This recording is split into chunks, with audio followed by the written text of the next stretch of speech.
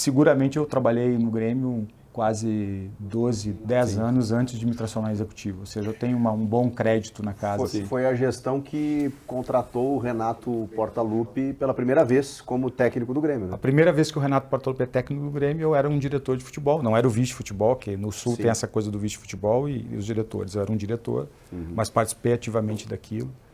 O Grêmio estava quase na zona do rebaixamento e termina classificado para Libertadores por conta da decisão do Goiás. O Goiás perde a final da Sul-Americana ali. E aí depois eu saí do clube, mas ficou aquela marca de que, bom, 2 jovens, no caso o Alberto Guerra, que seguiu um caminho, eu segui outro, 2 jovens com pouca experiência que tinham participado ativamente do departamento de futebol. E aí em 2012, o saudoso e inesquecível e fundamental na minha vida profissional, né, Fábio André Koff, traz de novo essa história e me insere de novo num trabalho de 4, 5 meses. Ele queria montar um projeto esportivo, ele estava pensando em voltar a ser presidente, concorrer à presidência do Grêmio.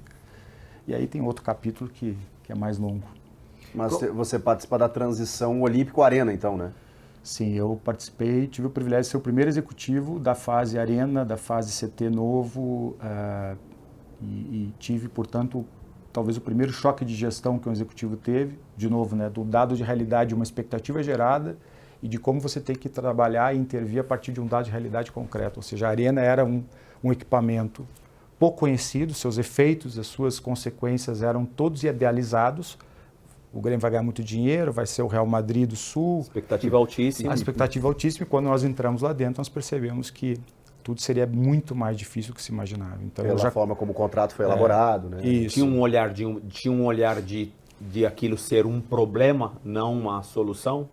Sim, né?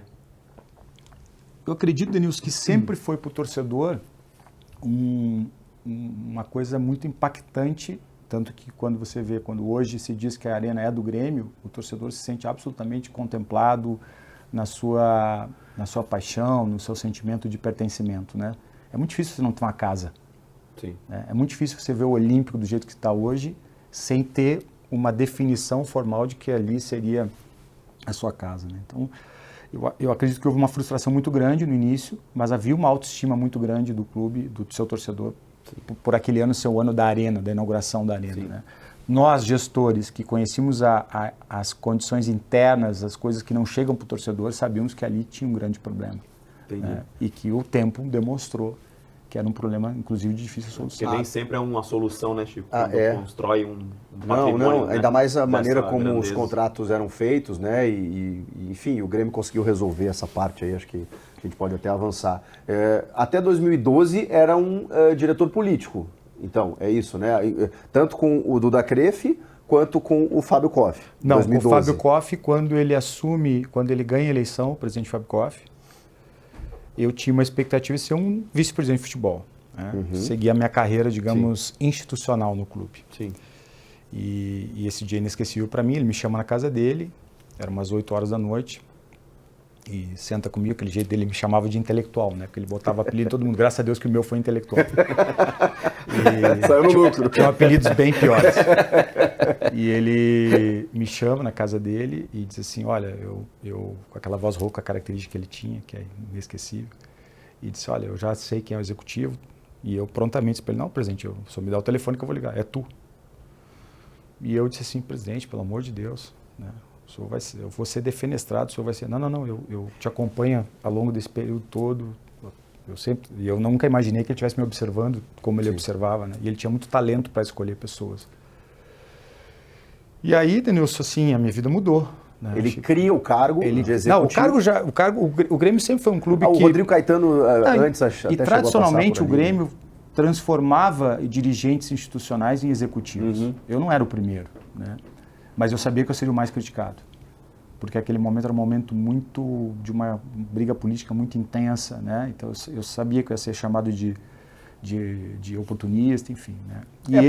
Porque assim, o vice, né, o diretor de futebol, no caso, ele é institucional, ele é abnegado, e o executivo ele é remunerado. Então, aos olhos do torcedor, pô, o cara tá lá para fazer uma função que ele já tinha que fazer, e aí de repente ele vai ganhar por isso, que tem que ser, né, na verdade. Né? Mas o presidente Fábio Koff tinha uma qualidade que eu acho que aí diferencia ele de muitos dirigentes, né, ele sempre esteve na frente do seu tempo.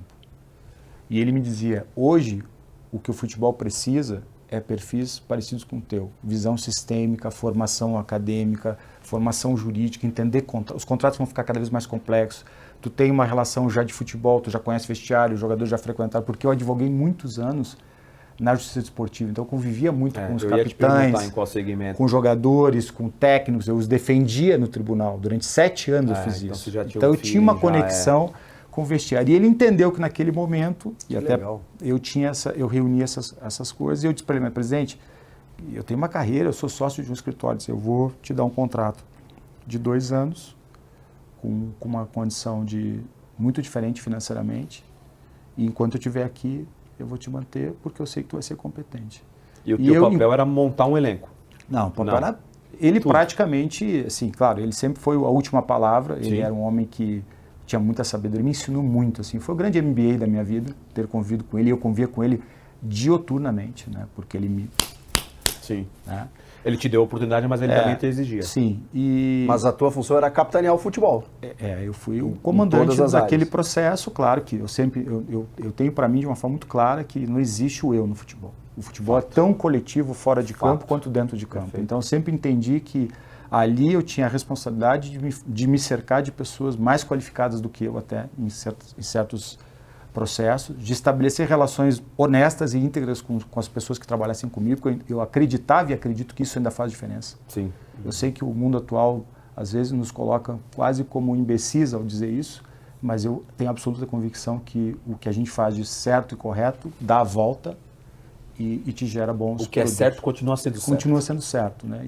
Isso aí. E a gente tem uma ferramenta nas mãos, que é o futebol, que te permite mostrar isso de uma forma muito mais contundente.